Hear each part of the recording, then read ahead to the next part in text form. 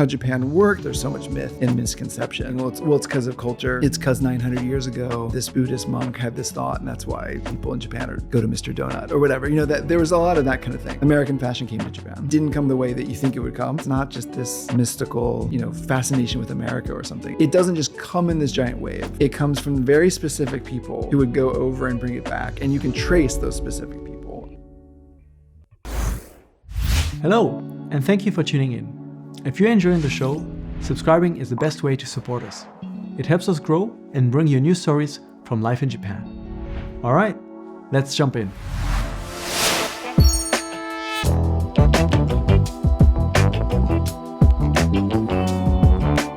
Welcome to Unpacking Japan. I'm Toby, and today I have the pleasure to welcome W. David Marx. Thank you so much. Thank you for having me. You're an author. You've written books like Ametora, or most recently Blank Space. You're also most recently the editor-in-chief of the magazine, which we have here. A very beautiful one, which we'll talk about in a little bit. The New Japan, together with Nigo, I believe, from Not a Hotel. Just with Not a Hotel. Yes. Not a Hotel. And a lot of exciting topics to get into. I think most of them revolve around culture, yes. Culture in Japan, and a lot of observations you've had over the years. So I'm curious to go back a little bit to the beginning of what brought you to Japan in the first place. Right. So I'm from the South in the US. And even in the middle 80s, the biggest thing when I lived in Mississippi of, kids age 8 or whatever was the Nintendo. Mm-hmm. And it just took over our lives. And there was no question that the Nintendo was from Japan. And I think we all knew Japan as a place that was making cars and electronics and all these kind of big heavy industrial goods. But the Nintendo suddenly was in our houses, and we were playing these games that were so obviously Japanese, and the music was obviously Japanese, and the credits would roll and there'd be a bunch of Japanese names. So there was really no question to us that there was this cool Japanese thing in our lives. And there was a magazine that came with it called, I think it was first called Nintendo Fun Club and then Nintendo Power. And it would often have articles about what was going on in Japan around Nintendo. And it was always ahead of the US. So, Dragon Quest, here's Dragon Quest 2 came out, and there's the lines down the block in Japan, et cetera, et cetera. And there's all these urban legends about Super Mario 8 being out in Japan. Someone's dad went to Japan. There was Super Mario Brothers 8 or something. So I think even to a kid in the late 80s, early 90s, there seemed something futuristic about Japan, kind of ambiently. We all thought that was a really interesting place. And my parents in 91, my dad worked at a university, and that university started working with a group of universities in Japan. So he got to come to Japan kind of out of nowhere. And from that point forward, I think they went almost every year. They went about 16 times probably in 20 years. And the second time they brought me back all these omiyage souvenirs. And one of them was Comic Bonbon, which was the kind of a kid's comic, although it had incredibly inappropriate manga for what in America it would be considered incredibly inappropriate. But it was, phone book size. And there were ads in the manga for all these products that we didn't have in Japan, like all these games and toys and really cool stuff, and a dodgeball league, and it just seemed like America, but slightly different and cooler. And she also brought me these SD Gundams, so these like small Gundam models. Yeah. And there was just no information anywhere about these things. The boxes were all in Japanese, and so I was interested in, first just like, what is this stuff? It seemed like a portal into this other world, but I was interested in it, and I wanted to learn Japanese at some point, just kind of, hypothetically. And my parents got me like a little book of like how to understand kanji, and I kind of like went through it a little bit. But when I was 17, through my hometown in a city in Gifuken, I had a chance to go to Japan for the first time. So that was for 3 weeks. And I just did a homestay, and I learned a little Japanese going there, but I had such a good time and came back just with so many questions. And I had this whole videotape of just commercials that I taped off of TV, because the logic of the commercials was so weird. I just couldn't understand like what was going on. And so I started studying Japanese on my own. And then when I was applying to colleges, I was like, I'm going to study Japanese. And I wanted to understand how Japanese society works in order that it produces this kind of culture. And that's kind of where it started from. And then I ended up studying Japanese in college. Interesting. So as a child, you got the toys, then you got the opportunity to go, and then you got all these questions about how the culture works, and you want to understand.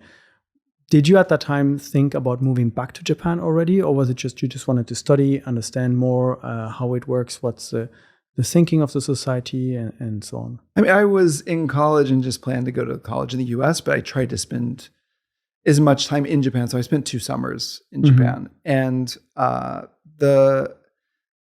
thing that was interesting to me also, especially when I went there in 96, it was really the peak of J-pop and Japanese entertainment and the economy. I mean, I think there's a kind of myth about that the economy started getting really bad once the bubble popped.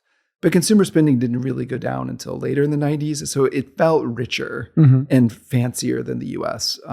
And there was just something about the pop culture that seemed somewhat insular, like it was always the same people on the same TV shows and the movies and things, but they were completely different than in the US. And my understanding of Europe was that Europe was taking a lot of US pop culture in and kind of recycling it and relying on it. And so what was interesting about Japan is this complete alternative world of pop culture that was going on that there was no information about it at all. I mean, it was just complete mystery.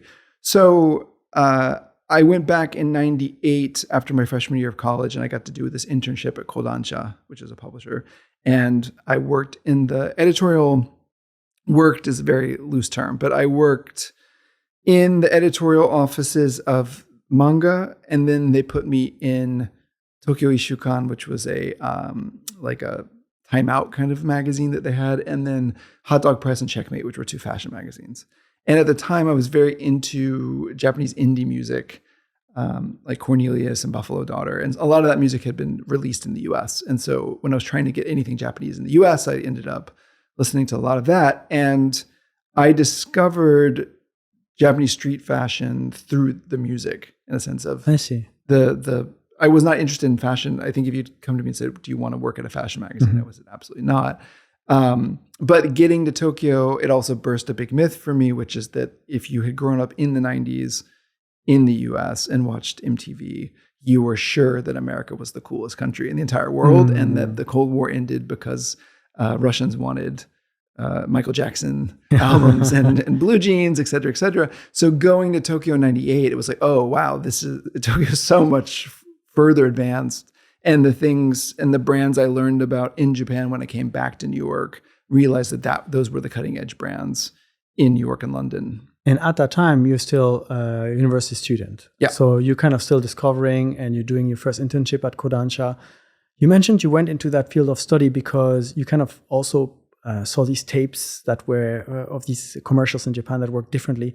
During your university studies, what is the aspect of Japanese study culture or society that you decided to focus on as part of like, okay, let me study this for my thesis or something? I was really lucky also that Professor Mary White, she was at Boston University, but part of the Reischauer Institute at Harvard. And she had written a book called The Material Child in the mid-90s. And that was kind of the first ethnography of Japanese youth consumption.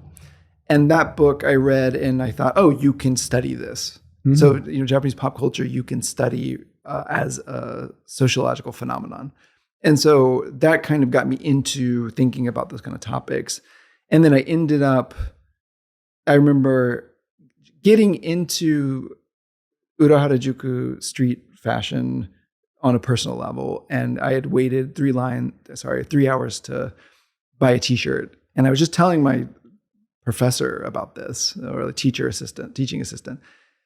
And he was like, oh, that's your thesis. Like, you should do it about that. And I just thought that was a kind of absurd thing they would never let me write about. And I wasn't sure what I wanted to do yet. And so I started sounding out other people, and they're like, oh, that's a good idea. You can look at this as kind of understudied. And I had to present my thesis once to Ezra Vogel, who was the guy who wrote Japan is Number One, and like the eminent Japan and China scholar of his time. And we had to go around presenting our thesis topics, and the guy in front of me just got eviscerated. And then I was like, I'm going to go and study Harajuku marketing techniques to youth consumers. And he was like, oh, that's a great idea. So I was really shocked about how much support I had got for that topic. And I went back in 2000 and did as much field research as I could. And I kind of learned a really specific technique that I've used since then, which is to look at back issues of magazines, especially in Japan. So if you go, I wanted to figure out when did the Ura Harajuku brands kind of become mainstream in Japan? Like when did they go from the margins to the middle? And so I went through every issue of Hot Dog Press and ASEAN and these magazines and a lot of Popeye.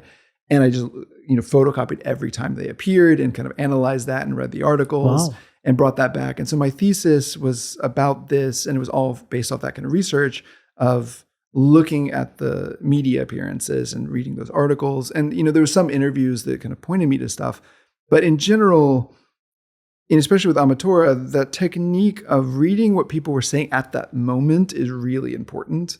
And Japanese magazines are so in-depth and they're so timely that you can say, this is what people were wearing in May 1994 because there's street photos of it. And this is what people are talking about. And this is what they're wearing in June 1994.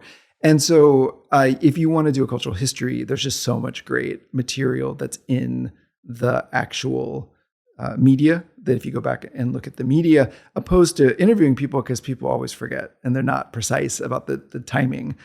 But I had done that research and then published the thesis, and the thesis won the big award for the best Japan paper. And so at that point, I moved to New York and I was working for a shop called Tokion, which was a bilingual Japanese-English magazine, kind of street culture magazine, but I knew I needed to get back to Japan at some point. When was that you actually then came back and decided, okay, this time is for longer? So I was working in the store one day, and now Professor Nathaniel Smith I guess he was at Yale at the time doing his PhD, and he was like, do you know about the Mobukagakusho scholarship, which I didn't know anything about. He's like, you should get that, and then you could go study in Japan for free. And so based off his recommendation, I then applied for that and got that scholarship. And then I ended up understanding that I wanted to do consumer behavior, because I thought about what was my thesis really focused on, and it was consumer behavior. And so there was a whole field called consumer behavior. So I thought I should go study that. And so I applied to get a master's in marketing and consumer behavior at Keio. So you come back and you live in Japan, this time for a longer period. But throughout all your kind of back and forth with Japan, you were studying the country in a way, studying the society, the culture, how it evolved, how it's working. How does that change your perspective for your own daily life, where you're just kind of trying to also absorb, fit in, find your space and your place in the city? Yeah, I mean, in one way, it takes the pressure off if you can always get some sort of research data out of what you're doing, because you're not just thinking about how do I feel about it? Or like, what is this thing? And how do people feel about me? And so I've never written about myself that much, and I'm not a memoirist, and I don't, I used to blog, and people would, every time I'd do a tiny post about myself, people were like, more of that, please, because that's what people really wanted. But that wasn't why I was here. I was kind of here to figure out these specific things about how Japan worked. And in some ways, I think the thing that motivated me so much was there's so much myth and misconception, and try to correct that and just kind of show, to stop, immediately saying, well, it's because of culture.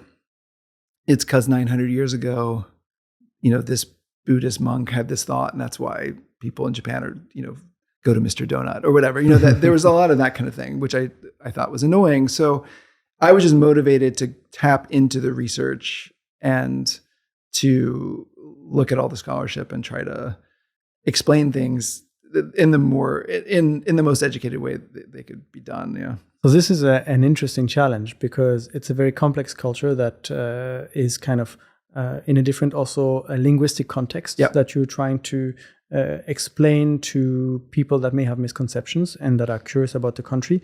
How do you go on about this by without like flattening all the culture to some things that are superficial. You mentioned that you don't want to go about the way that 900 years ago something happened, but sometimes there is a context to why certain things are done in a certain way.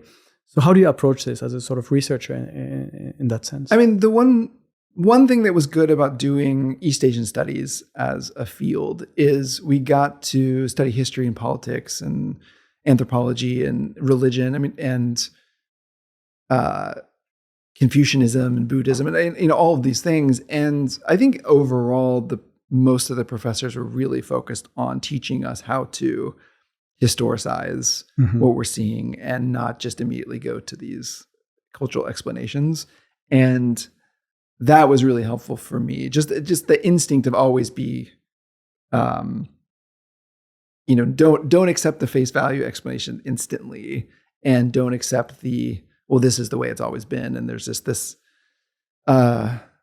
Japanese ethos that's explaining everything. And so I just started from the perspective of looking at the economy or looking at some sort of very specific, whether it's a government or social decision that was made that leads to things. And, Amatora, I think it does. I think if you're looking at it correctly, or the way that I would love you to read it, it really is a book trying to demystify this thing that happened, which is American fashion came to Japan, and it didn't come the way that you think it would come, which is that American soldiers were here, and you would assume that people in Japan just copied American soldier style, and then that led to where we are now. And really, that didn't happen at all. So for the first 20 years after the war, there was not that much wearing of American style in Japan. It really came out of a marketing campaign from a brand called Van Jacket. And so to start looking, okay, so if it came out of this brand, what's the brand's reason for doing this? Okay, well, the guy behind it, Kensuke Shizu, had only been to America, I think, once or something. He didn't even like American clothes, but he just went to Princeton's campus, saw Ivy League fashion, said, that's the style. That's going to be the style that I can sell. And so he had this particular business need. And then it kind of went from there. And so with that book, I'm trying to say it's not just this mystical, fascination with America or something. It comes out of these specific things. And jeans, I think, is one in particular where there's so much mythos about the denim because of the indigo dyeing. Because there is a long tradition of indigo dyeing. But that indigo dyeing tradition and the way you make jeans are kind of separate. And they had to unlearn a lot of the tradition in order to do rope dyeing, which is how you actually do the dyeing for jeans. And so it's a much more boring business industrial history. But on a micro level, so each of those decisions were made for reasons that I would just describe as business logic. And that logic is a universal logic. It didn't have a lot to do with Japan in particular, but you get to the macro story. And the macro story is that the people in this book did this incredibly good thing, which is they took this style from overseas and they got obsessed with it, and they did make it better, and they did put a lot of resource into it, and selvage denim would have died out had the Japanese brands not brought it back. And so the macro story still has it's triumphant, and there is something very Japanese about it. But at the micro level, people are acting like normal human beings, I guess. And so it's like balancing those two things where you're not just instantly going to the macro story to explain the micro, but you're still ending up with a book about this very Japanese thing that happened. What have you learned about where these kind of misconceptions come from in your research to demystify them in a way? I mean, often there's two main sources. One, just people who show up here and instantly start taking one piece of information and using it to explain another piece of information. Let me give you a clear example, which is if you were to walk down the street in Tokyo or Osaka, you would very rarely hear a taxi beep the horn, right? Yes. It's very rare. And it's very easy to say, well, this is the country of Zen and quiet. And the peacefulness is why taxis don't beep the horn. And so you can kind of take this one idea and explain this other thing. So I was reading this book that Edwin Seidensticker wrote about living in Tokyo in the 50s. And he's like, Tokyo is super famous for the taxi drivers being on the horn all the time. So there was some, I don't know specifically what happened, but there was some government regulation or law or something that stopped everybody from beeping all the time. Ah. And so I think that's the main point, is that it's just easy to come here and start drawing conclusions and then start explaining it as if that's what happened. That's why it is. And so that's one thing. And then the other thing is that there's a whole, when I was in college, we learned a lot about this idea of Nihonjinron, which is like people in Japan theorizing their own uniqueness through all sorts of different ways. And so those ideas, because they're coming from the people themselves, there was a lot of authenticity to those explanations and a lot of credence that people gave to them.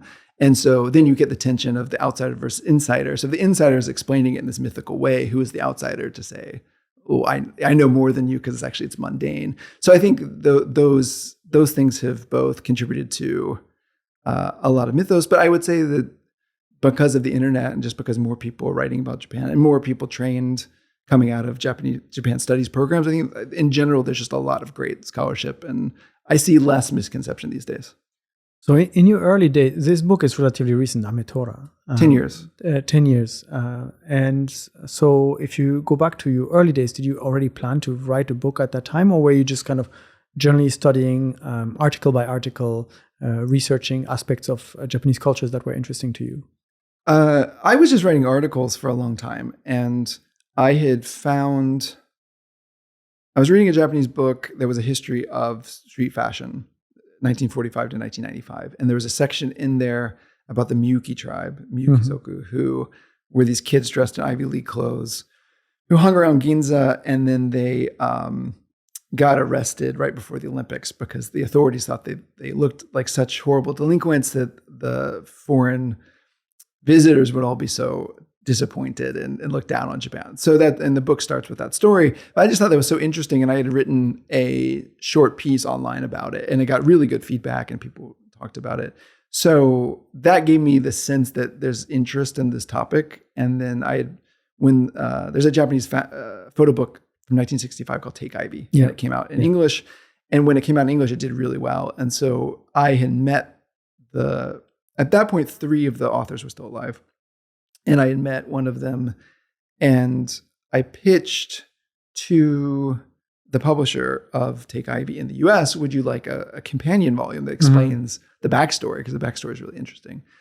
And they said, sure, but why not also explain the jeans, street fashion, vintage, like all that? And I knew about half of it and didn't know about half. And so the book came out of that. I had always wanted to do a book, and I couldn't quite figure out what it should be. I knew it was going to be about Japanese youth culture and history, but that was the first time I was like, oh, this is a really clear topic. I know there's some demand, some interest, and I was able to, I actually wrote the entire book before I sold it, which is, no one really does that. Yeah. But it's interesting because early on, when you kind of talked about your undergrad thesis, you said you were not particularly interested in fashion. And then at that time, and then you end up writing that thesis, and then you end up researching and even writing a book about kind of how this evolved throughout the years in this Ivy. Has this interest now changed for you? Are you more attentive to what's going on today and how it continues to evolve? Most definitely, but I think of all the writers on fashion, and there's a lot of them, I'm the least interested in the design aspect. Mm-hmm. Most people, I'm interested in writing about fashion, they're interested in writing about the designers as auteurs. Like, here's what Junya Watanabe is doing with the individual garment, right? They're thinking about the garments as almost like works of art. And it's not that I'm like wholly disinterested in that. It's just that's not what I write about. I'm writing about fashion as a sociological process. And for me, fashion, I think, is vastly undervalued in academics and as a way to understand people, understand the world, because most academics are very unfashionable. Mm-hmm. And if you think about people in the hard sciences, I think there's an incredible distrust of fashion, that they feel excluded by it. They don't understand it. They think it's frivolous. There's just a ton of reasons why fashion is ignored. There's gender reasons too, of course, because it's the ideal in the West had been for a long time that men wear very stern, reduced clothing and minimal clothing, and that being interested in fashion is for women, right? And so there's all these biases. But fashion is the purest form of a certain kind of human behavior, which is human desire for things that's completely detached from rationality, right? Like once you get to a point of, I need a coat to be warm, what the coat looks like, now you're outside of kind of any kind of basic, just functional need. Mm-hmm. But it's also not irrationality. If there was just irrational, all of us would be running around wearing different clothes. But the fact that there's some sort of pattern means there's some other factor that's directing it. And so my second book, Status and Culture, really looks at that process. And I look at social status and as in identity building as the way to understand it. And I think it explains it pretty well. But the main point is that fashion, because it's not functional, it lets you see how humans take value and understand value in a way that's detached 100% from function, or at least enough from function that the function's not the thing driving it. And it's different than a car, and it's different than a lot of other things, or food, which obviously you taste it and you eat it. But clothing, for the most part, moves in these cycles where the value goes up and down based off of status. So if we look at this topic, fashion as a kind of a social tool for people to achieve a status and such, have you noticed different ways of how it's being used here in Japan and how it's evolving in Japan versus the United States, for example? Yeah, I mean, so Japan was a really good place to understand fashion for a couple of reasons. So one is it's a great place to do any cultural history because it's very closed off from the world post-war until very recently. And it wasn't completely closed off. It's just it was closed off enough where having some element from overseas, so take rock and roll or hip hop or something, it doesn't just come in this giant wave. It comes from very specific people who would go over and bring it back. And you can trace those specific people. And this was the first place to sell punk clothing, or this was the first guy to bring hip hop records, or whatever it is. You can really chart how things came into the country. So if you want to do a cultural history, that's key, because when you study things in Europe, for example, the borders between the UK and France and the Netherlands and Germany were much more porous, and there's a lot more cross-pollination. So it's very difficult to say, okay, the Beatles haircut, it was given to the Beatles when they went to Hamburg from a bunch of local Germans, and I guess one of them was Dutch, who had seen the style on Parisian students or something, right? And so it's all kind of messed up. So you can't look at the Beatles haircut and say they are copying this particular individual. It was just kind of a thing that was around. And then once the Beatles go back to the UK, then you can say, okay, it's the Beatles that made that haircut big, and then you can look at it globally. But in the case of Japan, usually you can trace it to individuals, and that just helps you get really precise with that kind of cultural history. It's something you talk about a little bit in this chapter you wrote for the book Poggy Style, where throughout this book as well, it's very visible. This book is about United Arrows and kind of how the fashion and his personal style as well. And everything is very specific about, this person went there and found this and then brought this back. And so that's basically the illustration of what you're just saying. Yeah, I'm obsessed with that because it's so useful. I mean, it's also funny, in Japan, wearing New Balance sneakers with suits kind of became a thing. And you can almost pinpoint it directly to Hirofumi Kurino at United Arrows. He was the first person to do that styling. And then I saw him and I asked him, where did you come up with that? He's like, my feet hurt.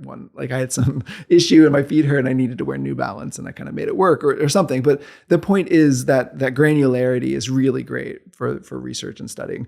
And then the second thing is just the interest in fashion in Japan is so much higher than in a lot of places. And so that is useful. And then if you put both of them together, what you get is an understanding of something not existing, let's say Ivy League style, not existing in Japan at all, being brought into Japan, and then people getting very into it, and then being able to chart that over time because so many people are into it, but it came from a very specific place. So one thing that I've observed too is that all these fashion styles, that whether they are born and develop here or come from overseas, in Japan, they kind of, because people get so into it, have like many niche sub-genres. Yeah. So in, let's say, Harajuku fashion, you've got the Jirai Kei, Tenchi Kaiwai, and so on and so forth. And everyone's like very specific about how things are. I feel like in the United States or in Europe, like the genres are more broad. As a, I don't know, like hip hop is one very large category, but I've never really heard, perhaps just my lack of knowledge, of many different subgenres of how people dress specifically in that style. But in Japan, even for Ivy League, I imagine there are kind of subcategories of there's this kind of Ivy and that kind of Ivy. So what's also really important, and this is, there are Japanese cultural historical aspects to this, but it's also just a part of the nature of this process, which is that since Ivy League style did not exist in Japan, it meant it had to be imported. And in that importation process, people adopting it don't have any natural reference for this is correct and this is not correct, right? So all these styles have these borders of this kind of shirt is Ivy and this kind of shirt isn't. Mm-hmm. So it had to be told to them. And the magazine Men's Club did this. It said, this button-down collar is Ivy and this kind of pocket is Ivy, this kind of pocket is not Ivy. And so it would give you that instruction, and the consumers wanted the instruction because they had no confidence whatsoever that they could make that decision for themselves, because they couldn't, because they had no idea. There was not an older brother or father they could look to say that's how you do it. So there's this kind of idea of authenticity anxiety that you don't know if you're doing it right. And so that forms this idea that there's a formula, and that if you follow the formula, then you're not going to get in trouble. Now, obviously, there's a cultural aspect there, which is that different cultures have different levels of how much you're supposed to follow the template and how much you're supposed to break it. Mm-hmm. And Japanese traditional arts, martial arts, are based on this idea of shuhari, which shu is protect, ha is break, and ri is separate. And so you learn the kata, the way to do something perfectly, and then at some point you can break it a little bit. Mm-hmm. And then once you've broken it a little bit, you then separate off and create a new school. But that's a lifelong process.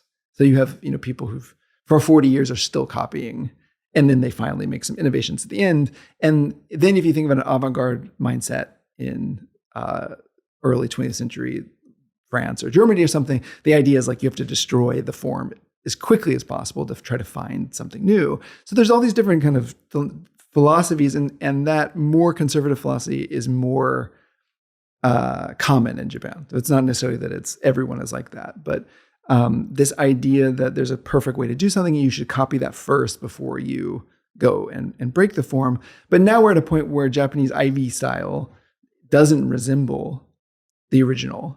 Like I think it's quite different. It's gone quite different. And then the interesting part, which the book's about, is that Japanese model is, I would say, the global model now for Ivy League style, because there aren't enough real people in the United States who are just authentically wearing Ivy League style. So they themselves are doing the same thing that people in Japan did in the 60s, which is to like learn it as a template and to look on some article online and say, oh, this is how you do it, and then do it that way.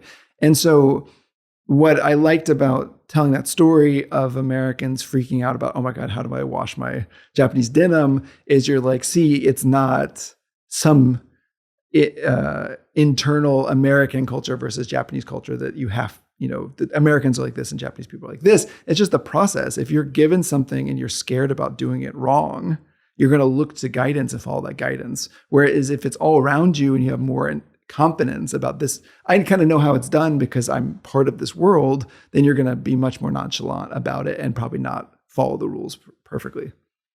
You went on from writing about the fashion, demystifying, recontextualizing all this history of Take Ivy, to writing your second book, which is more about this social status. Yeah. And so that kind of broadened a little bit. Can you tell me a little bit about why you kind of, after niching down in a way, you kind of started broadening up a little bit? Yeah. So when Amateur came out at the very beginning, it got good reviews, but everyone in my life, at least my memory of it, this is probably unfair, but, writers tend to overemphasize the negative. Let's say enough people in my life came to me and said, why would you have done something so niche?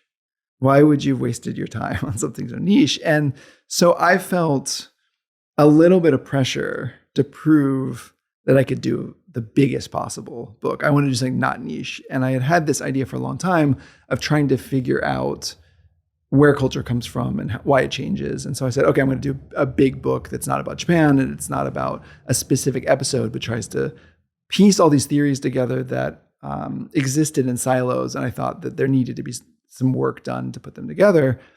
And so Status and Culture came out of that. It took a long time to get the proposal in a place where we could give it to publishers. It was a hard process. And I had to read. Before I was kind of happy with it, I probably ended up reading about 400 books in the subject and like putting the notes in this outline and really getting it ready so that when I sold it, I kind of knew how to do it. And it took me about 18 months to write. But I mean, it wasn't that I was upset about, I don't want to write another Japan book, but I just wanted to do something that people would say it's not too niche. So then when that came out, everyone said, well, you can't do books this broad. That's no one's allowed to do this anymore. You can't try to solve something. So that was kind of interesting. And then I also was told, it's too much like a textbook or basically if you release a book, everyone's like, I love the one before this. It's like, it's like, I like your first album, man. Like what happened? So then when Status and Culture came out, then it's like, I want to go back to narrative, try to do more narrative history. And so Blank Space, the new one, which is a cultural history of the 21st century, is me trying to synthesize the two, which is to do a big global topic about culture, but then try to do it with a little bit of lens towards character and specific people. It's just that when you're following the globe, you can't get as character driven as a smaller book. Yeah, I mean, the history of 21st century, that the first 25 years is also a pretty big topic and challenge. And like, how do you approach this? Where's your starting point? For this previous book, you mentioned reading over 400 to get the information, but still, like, where do you start an approach and I mean, the good news is I lived through these 25 years, so I remember the contours. And so I was able to outline it pretty quickly. And then I knew, okay, I need to read about these things that I don't know much about. So I went and knew kind of what I needed to read more of, tried to get as many existing cultural histories, read through them. But I only had 11 months to write it. So it was kind of a speed run. But ultimately, it's like I knew I couldn't do everything. And the story is really about how these values shifted. So it's not about, here's everything that happened in food, here's everything that happened in hospitality. Or, you could write 100 versions of a book in different fields about the 21st century. But I was just looking at value shifts. And I think following TV, clothing, music, movies, internet, I think that gave you enough of a sense of where things are. And, one of the critiques of the book is you're talking about culture being not as good as it used to be, which is not exactly the point of the book. I think I present a lot of examples where if you as a reader say, wow, that seems not as good as things used to be, it's like, that's your conclusion, but it's probably the right conclusion. But ultimately, there were good things. It's just those good things are not as representative of the times as they were in the 20th century. So that just like Paris Hilton, it's very hard to argue that she is this great artistic figure. But Paris Hilton, I think, is one of the most representative figures of the 21st century, for better, for worse. And so not talking about Paris Hilton or not putting a spotlight on her seems to be mistaken as well. And so, I think it was a hard book just because it is a controversial 25 years that people are still trying to figure out. Mm-hmm. And it just ended. And it just ended. And I thought that the value of the book was trying to figure out how it felt at that ending point and write about these 25 years with this as everything pointing to this moment. And especially as I wrote it, Trump had just won again. So trying to explain where Trump winning again came from, going back to 2001 and kind of moving forward. But I pray this is not the last cultural history of the 21st century. I mean, I'd love to see how people think about this in the future and write about it. But it was very different. And then, of course, just in the pendulum swing of, you write something, you get feedback. And again, as a writer, you tend to ignore all the good feedback and just focus on the negative.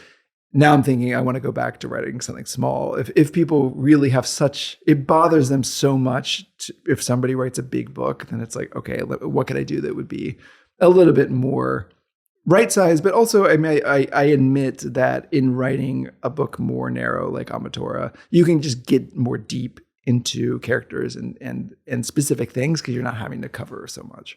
I'm curious, it may apply to all of those books, but whenever you do these kind of cultural analysis, each topic that you bring in comes with its own history, context, and so on.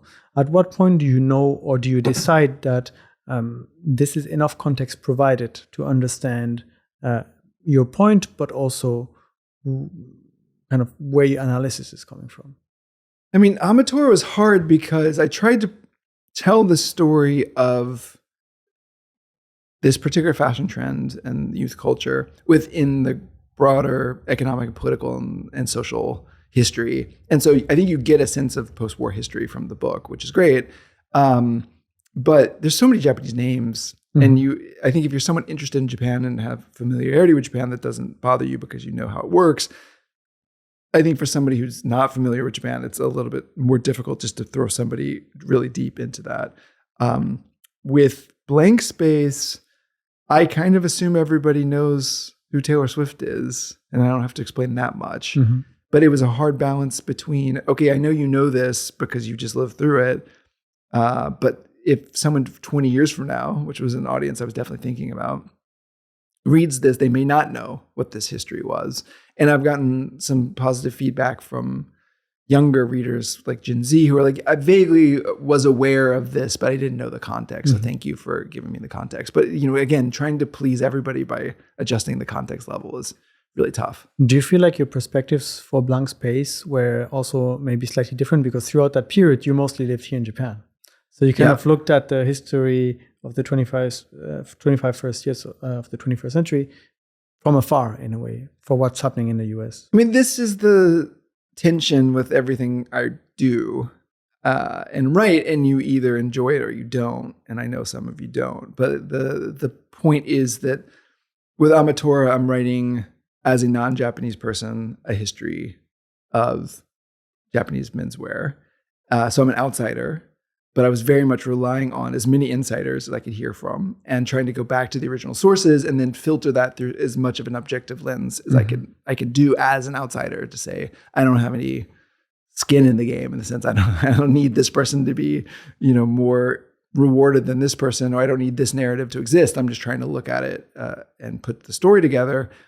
And I'd say the same thing about Blank Space is because the book is about the US mostly. I wish it were less about the US, but the US is still kind of the center of culture and has changed a little bit, but it's still really this big black hole that sucks everything into it. And so being in Japan and not in the middle of it, you could make an argument that I had a more objective lens on what's going on. You could also make the sense of, you could make the argument, well, you weren't there.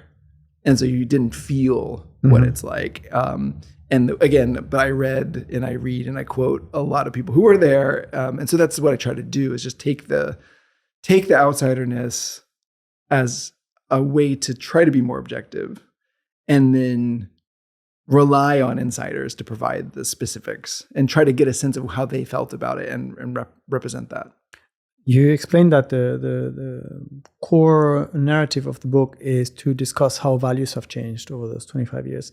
If you were to write the same book about Japan, would you say you'd potentially observe a similar value change? Whether it's in the same direction, that's a different matter, but that there's like kind of a big shift in how. I think they're not the same value changes, and that is good, because one of the biggest value change I write about in Blank Space is that there were value systems in contrast and in rebellion against raw commercialism for a long time in the United States. And those kind of have faded out, and everything feels very commercial now. And I would say that's not true in Japan still. And I deeply believe the reason that there's so much tourism and people are very excited about Japan is because they can feel that. When they get to Japan, they do not feel like everything is being made to profit, and especially not to profit so that you can pay shareholders extraordinary sums. That when you go into a restaurant, you get an extraordinarily good meal at a very reasonable price. They could probably charge more. They could franchise. They could have a bigger place, et cetera, et cetera. You don't get a sense that you're just being upsold and ripped off. And I think everything in the United States feels like that now. Mm-hmm. And so that value shift has not come to Japan at the same level, maybe, somewhat, but there's still so much created in Japan for seemingly different values than simply how do we make shareholders more money. And so that there's obviously economic and historical and material reasons and policy reasons why that's possible. It's not just a cultural thing, but it is true that you feel things are better made for a more reasonable price and the consumers win more. Consumers just have a better time in Japan. The value shift that really has happened since I've been here, and I spent so much time studying. If you do East Asian studies, you have to read tons about the Japanese education system and employment system and all those classic books. Mm-hmm. And they describe this really impenetrable interlocking system in Japan, where from the moment that you go to school, the top talent are weeded out and put in the best high schools, and then they go to the best colleges, then they go to the best universities. And if you fall off that path at all, you're done. And the only wealthy people are essentially the people who can get all the way to the end when they become these executives and they make all their money. That's the way it was taught. And I think that system, from the education to the corporate culture and all that, it still exists to a certain degree compared to the United States, obviously, it's still there, but it's definitely crumbling. And it's a much looser education system, a much looser employment system. A lot of people have gotten very wealthy around the system. Mm-hmm. Japan is not famous for its startups, but it has a lot of startups. And the people who have done the startups have become very successful. I would say the elite class in Tokyo now is not the people who've been at a company for 40 years straight and now are the executives. It's younger tech and finance people. There's a lot of international money. I mean, if you go to Toronto Hills, a lot of Chinese expats are living there. So just what constitutes being elite in Japanese society was a closed lock system for a long time, and now that's completely gone. So social status would also kind of have a different framework here. Yeah, I mean, and it explains how people dress. I mean, if you see, it used to be everybody's in a suit and tie, because that's how corporate culture worked. And now the companies are probably the most lucrative companies. Maybe they're wearing a suit, but they're not wearing a tie. And if you see people in ties, you say, oh, you must be salesmen. And that's lower on the chain than the executives. And so the sartorial choices follow the status, and the status is in upheaval. And I don't know even how much consciousness there is about this upheaval, but it is a much more globalized society. And if you compare it to Korea, in Korea, the top search engine is Naver, which is a Korean company, and the maps are Daum, and there's just tons of Korean companies providing the internet services that Silicon Valley otherwise provides.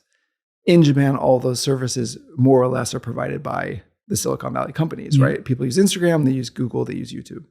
And so that has also really changed in the sense that the media people consume, and those companies have done very well, and those companies pay their Japanese employees much more than had they worked at a traditional Japanese company. And so that's disrupting that system. It's just not true anymore that the best way to become a wealthy person is to study really, really hard, go to Tokyo University, become a bureaucrat, then leave the bureaucracy to go work at a company. I mean, that's a really long path, and it gets you a certain sort of status, but it's not the fastest. And I think I meet kids who went to Tokyo University and they're on their second startup, at age 25 or something, right? Okay. I mean, that is much more alluring to young, really talented people, is to get into the venture and startup scene as quickly as possible. That's definitely not something we would have heard like 25 years ago. Right.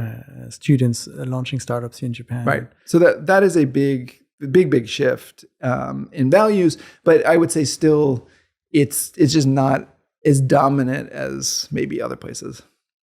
One of your latest projects, The New Japan, for a magazine for which you're the editor-in-chief, is exploring a completely new topic. You kind of, in a way, shifting away from society, downtown Tokyo, to what's all around Japan, the most rural places, the more traditional places.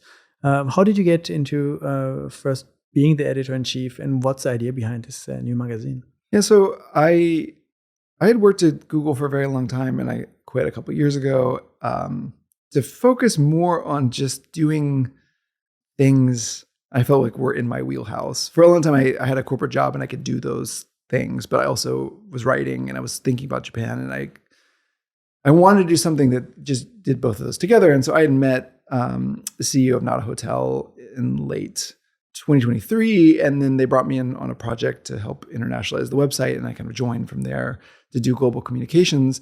And I really just like the idea of here as a company doing really interesting work in Japan, in which they're taking all the world's top architectural talent and giving them the ability to kind of design whatever they want and make these villas across Japan in these really beautiful locations.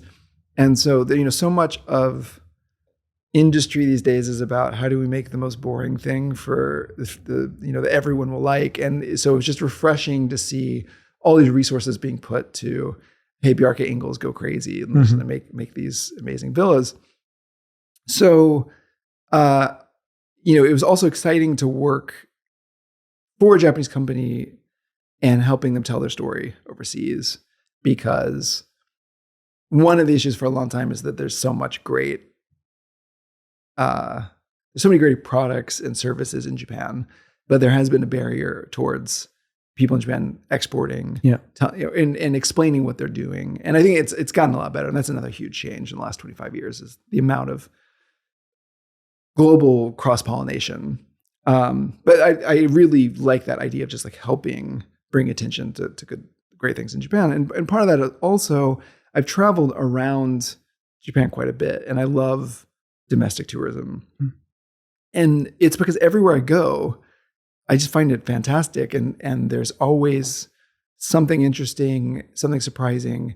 And the reputation of the countryside, for whatever reason, is so bad. It's just, it's all being gutted, and there's all these houses no one lives in, and it's all old people and shuttered arcades. And obviously there's big social problems, and I don't want to diminish them, but there's also a lot of vitality and really interesting places and unique culture, and a lot of people who are leaving the big cities to go back and do new things and take old traditional crafts and bring it into the 21st century. And so the magazine came out of Nada Hotel's mission, which is to elevate Japan, or to make Japan even more valuable. And a lot of that is to bring value to the rest of Japan outside of Tokyo and Kyoto. And at the moment, Nada Hotel's properties tend to not be in major population centers. Yeah, they're quite rural. Right. And so, we're the opening one March in Setochi. And again, that is, it's on Sagishima, which is not a particularly famous place, but it's outside of Onomichi and Mihara, and you can see it kind of from the water. But that's a beautiful area. Like if you've never been to Setochi in the Inland Sea, just like the view of the islands on the this calm kind of internal sea is incredible. And so there's so much going on, and it just felt like everything about Japan was so much focused on Tokyo and Kyoto, and obviously there's massive tourism in these places. And so we wanted to do a magazine that focused on, a specific region and show all of the great things going on there. So when you have like all this background of writing these books and observing, studying, reflecting on society and culture, what did you discover when you went to these more remote areas, lesser visited areas, and kind of looked at them through that lens? I mean, in one way, this magazine is me trying to do something very different, which is that my books are very overthinking everything and trying to granularly explain. And what is great about what we're doing for New Japan and what I'm trying to do with it is just give people the wonder of these places and not over explain it. Just show them, look at this incredible bowl of noodles. Wouldn't you want to eat this? Or look at this landscape. And so in part of this preparation, I went to Yonaguni, which is an island that in my mind I'd always want to go to, because you get to Ishigaki and then you have to take another plane, a 20-minute flight. So for those that don't know, Yes. it's near Okinawa. Ishigaki is not even near Okinawa. I mean, it's nearer to Taiwan. It's Yeah. so far down. And so it's about a 3-hour flight from Tokyo. So once you get to Ishigaki, the last thing anyone wants to do is get on another plane for 25 minutes. And so there's this island, Yonaguni. So I'd always want to go there. So it's like, okay, this is a great reason to go there.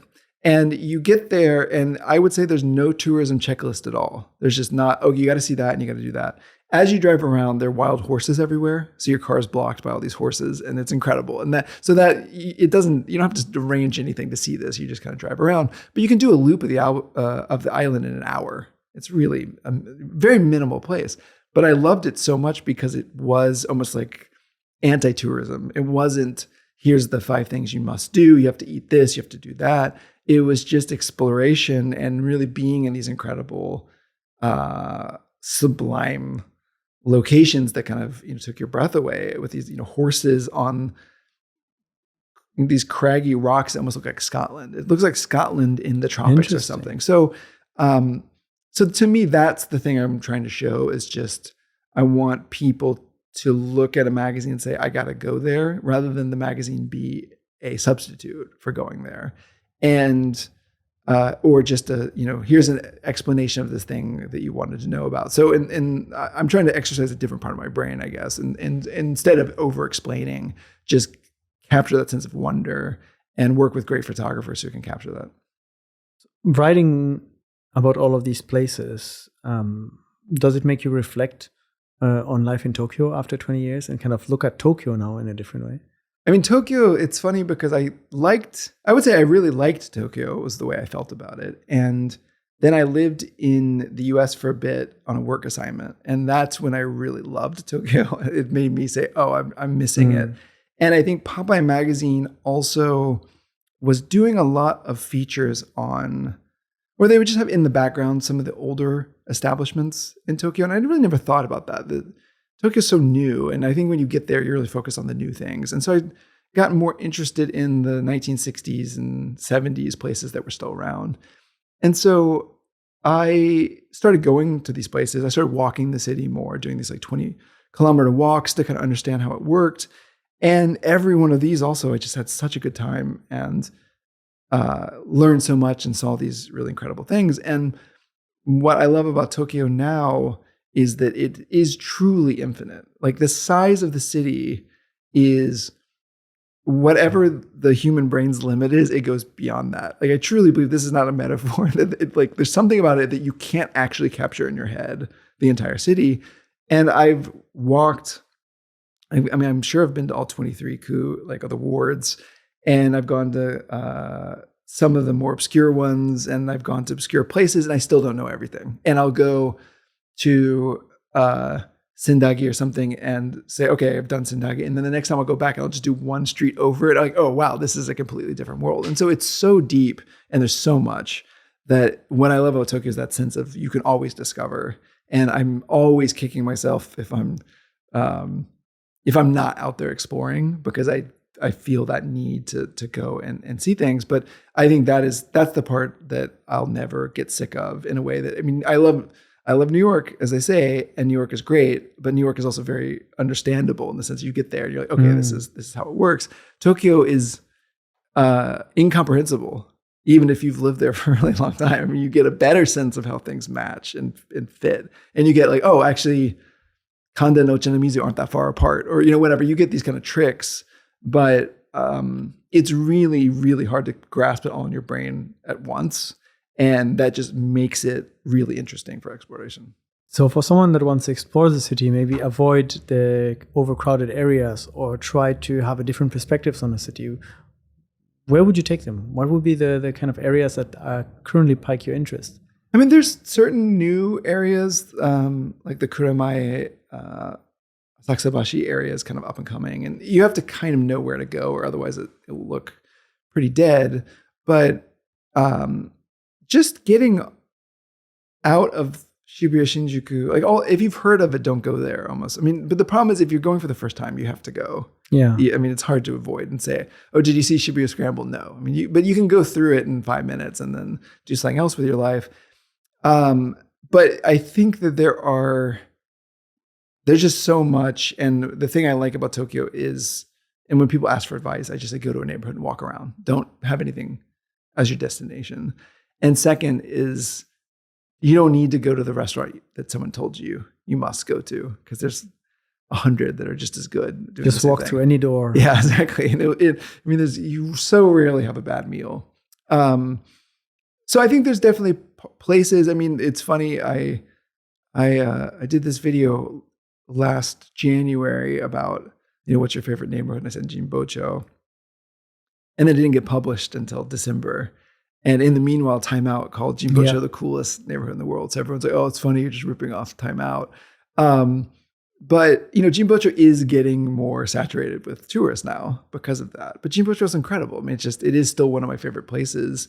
And I try to go there, at least once a month. I mean, I imagine, especially as a writer, since it's a place with all the old bookstores. And I mean, Kitazawa Books I'm pretty sure it's the oldest English bookstore. It's definitely the main one, but it's incredible. I mean, their selection is so good, and it's always really fun to go see what they have. Kitazawa Books? Yeah, it's on the second floor. I love that place. Like, there's just, if I could go every day, I would probably go every day, right? And there's a couple other really cool places, and there's some great, there's so many good Kisa cafes there. So, and there's just old buildings. I mean, one of the things about Tokyo, I think Osaka has more of that. I realized walking down the street, like even on your corner, there's like an older building. But there are very few of them, and Jinbocho wasn't bombed in World War II, and so there's just more. You just get a little more sense of the texture of old Tokyo, and a little nostalgia. Like, yeah, no, it's not even nostalgia. It's actually new in the sense of like new in the sense that your normal experience going through Shinjuku and Ginza or whatever, you're not seeing any of that 1930s architecture. So to get a chance to see it feels special. Now the real irony is if you want to see the best, most preserved, most interesting 1930s Japanese architecture, you have to go to Taipei. So Dihua Street in Taipei is like kilometers long of just Japanese architecture. Oh, and I have no idea. And it's like, you're lucky to see one really nice place in Tokyo, and you go there and it's like, hundreds. What are you currently fascinated about in Japanese culture? You mentioned you would like to potentially narrow down again for your next book, research something new or something, a follow-up to Ametora maybe. But is there anything that right now you kind of get really curious about and like, oh, this is something I want to dig deep into? So I think all of my books are me trying to figure something out. And it's still early and I don't want to talk too much about it, but the Tokyo is, and when I said it's incomprehensible, that just makes me want to comprehend and put things together. And so last year I worked with Popeye to do the first English language issue of Popeye.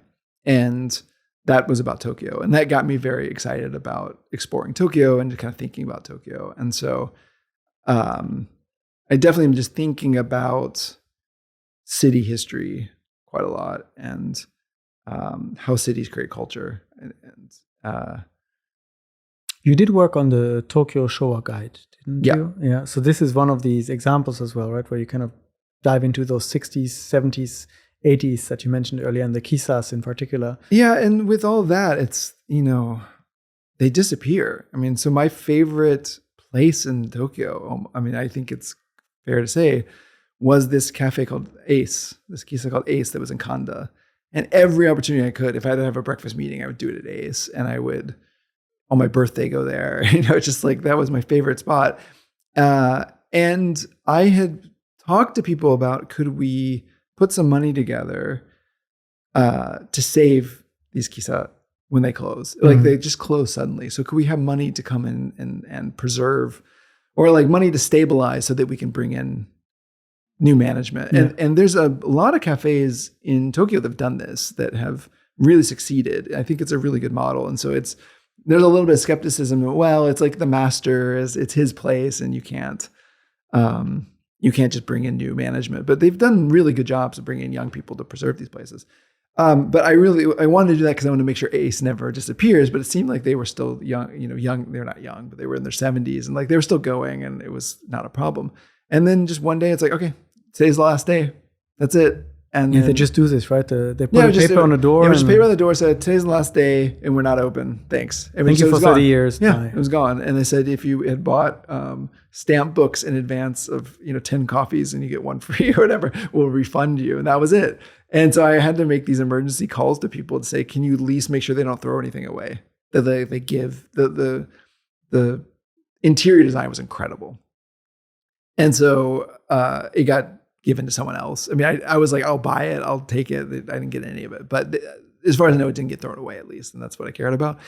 But that was a real shock. And so these places, some of the fun of going around Tokyo is finding them before they're gone. But I definitely think there needs to be more movement around understanding these as important cultural relics and traditions, that they aren't just bad copies of American cafes or something. I mean, the kisa format just doesn't exist anywhere as far as I know. I mean, it really is this very specific Japanese thing. But when I talk to people about it, they don't get a sense that it's unique to Japan. They just assume that there's all these other places like that. Where does it come from? Do you know? I mean, it's them imagining. It's like these cafes imagining what a European or American cafe is like. Because it's woody, they're playing jazz.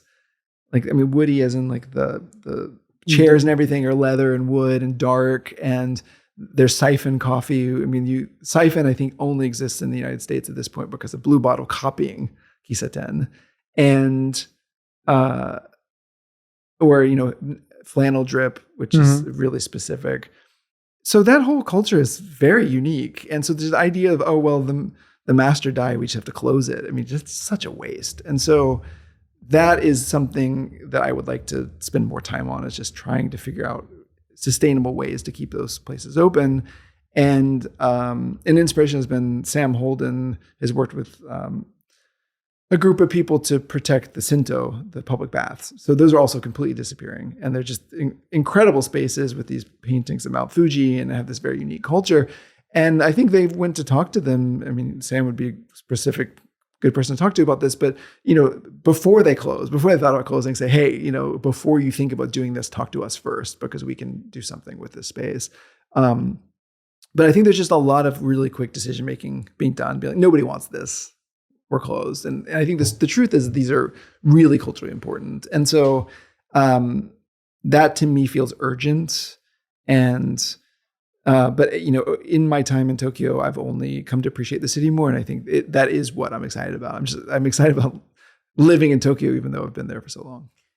It is something that's happening all over Japan, though. These places suddenly closing right and left, in Osaka as well. And you mentioned a lot of quick decision making is happening. The owner's probably not aware that for some people these are like treasures and like places that have a huge impact on their lives. What are your thoughts on like how this can be maybe discussed more broadly, or awareness brought to this, not only as a society, but also that owners, maybe if at least they're interested, see that there's a value, see that, okay, maybe that can be passed on to someone. Maybe I don't need to just put the key under the door and let it be destroyed. Yeah, I mean, I think it's on me to think about this. I think you hit a certain age. I think when you're young, you're just like, oh, somebody responsible should really work on this. And I've just hit that age where it's like, I know that if it's going to be done, I have to do it. And there's a lot of really, really smart, connected people who catalog all this Kisa stuff in Japan, and just working with them to trying to see how I could be helpful in connecting them with whether it's sources of money or just more attention or whatever it is. But anyway, I feel a responsibility to step up and do that, but I don't know quite yet what to do yet. You've had quite a long and extensive career here and written quite a bit. There's one topic that we kind of touched upon a few times, but I have a couple of questions about it. The Japanese magazines. You mentioned Popeye as one of them. They were useful to you in your research early on because they cataloged so specifically which fashion style was worn on which month of which year. And now Popeye has released an English version, which you've worked on as well. I don't know any other country that has this magazine culture more than Japan. Right. Why is this still such a cultural phenomenon here? Why is it so fascinating to people? Why are so many people still buying these magazines? When magazines were simply vehicles for articles, like long articles, and a way to be entertained, obviously the internet can do that very well. You just move the article online, or now with video, it's like a video is maybe more interesting than having to read a story for a lot of people. Japanese magazines were always about a couple of things. Number one, introducing a lot of products. They look like catalogs. They are, yeah.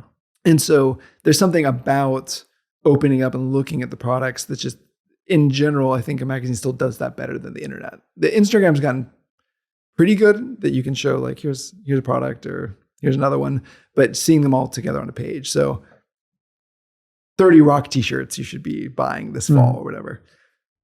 But then second is that the internet can't legitimize information. They can't just say like rock t-shirts are in, where a magazine in Japan still has that authority and always had that authority of saying, these are the 30 t-shirts. And I used to kind of make fun of it because it would say, here's the cool rock t-shirts. And there'd be a Dinosaur Jr. t-shirt. And then you would see that the exact Dinosaur Jr. t-shirt all over the city, to the degree where people aren't just kind of taking the general guidance of like they could also wear a Pearl Jam shirt or something. It's like they had to wear the exact shirt that's in the magazine. But magazines have that power, and I think they still have that power to a certain degree, that they are styling things, introducing things in a way that has legitimacy, and the internet just can't compete with that yet. Where in the US, it's like, GQ, which like this is a magazine, has that a bit, but in Vogue obviously does. But after that, there's like just not enough interest in fashion to sustain that many. But there's so much interest in fashion. There's so many people in Japan who are consumers but don't live in Tokyo, and they want to know what the Tokyo editorial voice is. That I think there's still a need. Obviously, magazines are struggling a bit, so it's not like a growth industry, but they're hanging on because there's still some social function for them. And there might be an interesting market overseas now for these Japanese magazines, because looking at the internet, especially in the field of fashion or let's say interior design content creators, these Japanese magazines are somewhere on the shelves of all these people around the world, even though they can't read them because they have such a sort of appeal. So when Popeye, I went to Popeye maybe 2 years ago and said, there's so much interest overseas in Popeye. At least translate your captions on Instagram and Twitter. So we started doing that. And that's kind of where the project came from. But there's so many people around the world buying Popeye and they can't read it. And so when the English language edition came out, I think they did not have a good sense about how it would do. I was very confident, like I think people were going to be really excited about this. And I think the first printing sold out like in a week or something. It did really well. And what was incredible is there's a store in Charleston, South Carolina called Morris & King that had like 50 copies. And it's incredible that they even have 50 copies. So they ordered 50 copies. And apparently they sold out instantly. And then they got back, it took them a couple of weeks, but then they got the next batch and they sold out instantly. And so that to me was like, okay, there is pent up demand for this content because people were buying it and just looking at the images, but they kind of wanted to know. It goes back to me looking at the Gundam box and being like, I wonder what it says, that you just are curious about what's being said. And so obviously you can use these great translation tools now to figure out more or less what's being said, but to have an English version of it. And the English language edition, for better for worse, was not rewritten for a foreign audience. It's just taking the text that we were given from the editors that was in the original and just trying to create the English equivalent of what that was. So there was almost no writing that was done. It was just a complete translation project. Which is also interesting because then the cultural context, back to everything we talked about, is often missing for how they talk about fashion, what they kind of introduce, and what they refer to when they're interesting. Yeah, and I think the number one thing that was challenging was that in the US, any kind of fashionable magazine has a little bit of snark to the way it's written. It's like a little mean and cynical, and that's completely missing from Popeye. And so the text of Popeye just seemed a little too cheerful sometimes in English, and so that was like something we had to tone down. So we very small editorial changes, but more or less like we didn't diverge from what was given to us. And so my feeling is that the English version is, if we gave you perfect glasses that you could just suddenly read the Japanese and it would be English, that's what it's like. And so, yes, maybe if you're a complete newbie to Tokyo, you're like, can I have a little context here? Because it's a little intense, but I think for core Popeye fans, they really liked it. You've embarked on this journey because you came back from Japan from your first trip with so many questions, and you wanted to understand how the culture works and how all of these things are. Do you feel like you've gotten to a good understanding today, or do you still feel like, why are all these things working like that? I need to investigate. It's like a never ending. I would say overall, I feel pretty satisfied that I kind of get it. But I mean, the funniest kind of to end the story about the commercials. I was going to get back to that. And so like, for so long I was like, what? They're so weird. Like they're quirky and strange. And then I realized at some point, everyone in Japan also feels like they're quirky and strange, that they're not following a logic that I don't understand. They're intentionally made because they're 15 seconds long instead of 30. A lot of times you had to grab the attention of the audience by just being weird. And so a lot of them are weird for everybody. And so it was just one of these things where I looked at it saying, I don't get it. But it's, in some ways, nobody gets it because they're just made to be weird. Weird and memorable. Yeah. And so that was the solution. It was just that, okay, I just wasn't seeing it the right way. But yeah, I mean, I think in general, I understand enough to kind of never be super surprised. But I think the questions are more, it's just the depth. I mean, I think to me, it's more the depth of anywhere you live. I think if I moved to Paris, I would have the same interest, which is that French culture or Italian culture is so deep that you can always kind of keep learning more and more. And I feel the same, about Japan. So it's not that Japan is more inscrutable than other places and it can never be understood. And I was pretty annoyed with the T magazine issue that they did about Tokyo last year, because it was like, Japan is still completely inscrutable and it can never be understood. And I was just like, that's a weird thing to say in 2025. Because I think it actually feels more normal than people give it credit for. But it's just the depth. I mean, there's just always more you can get into. And then if you're interested in anything globally, jazz, it doesn't have to be Japanese jazz. Japanese jazz, you could live your whole life just getting into Japanese jazz. But let's say you're interested in 1950s cool jazz or something. The expert on that is probably in Japan. The best record bar to go to is probably in Japan. So it's just a place to live where you can get deep on everything. So if you're someone who likes depth, it is a great place to be. But that's just different than feeling, I don't know what's going on. And I'm like disoriented by it. I think I feel very engaged and excited that I think it's boring when you know everything, when everything's predictable. We covered so many topics today. It was super interesting. Is there anything that you would have liked to talk about that maybe I didn't ask you on, or that you would like to still bring up? No, we covered it. I mean, I guess the main thing to me is just how we all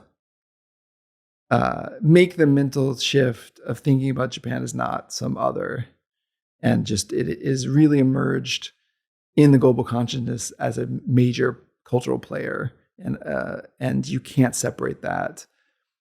You can't separate Japan from what's going on in culture at a broader level. There's things that are Japanese that are big, like demon slayers or something, right? But at the same time, just underneath all these global trends, there's a Japanese element at this point, and it's baked into the global system.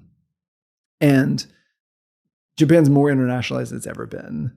and more people are coming here. And it's just, and we should expect it to become more normalized in that sense. And it's not normal in the sense of it's as, there's some things about Japan that are still better, and it's a really great place to live. But just to make sure that, there's no need anymore. And maybe there was never a need, but there was a propensity for a long time just to think about Japan as this outlier that you had to understand that way. And I think at this point, it's just a place like any place, and it's a great place to live.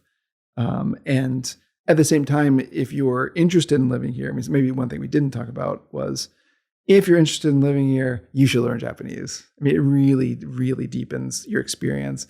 I would not know anything that I know about Japan if I didn't read Japanese. There's some sources, there's some things that have been translated over, but it's a really thin amount. Much less than we think. In the same way as I think about it online, there's information about so many things online.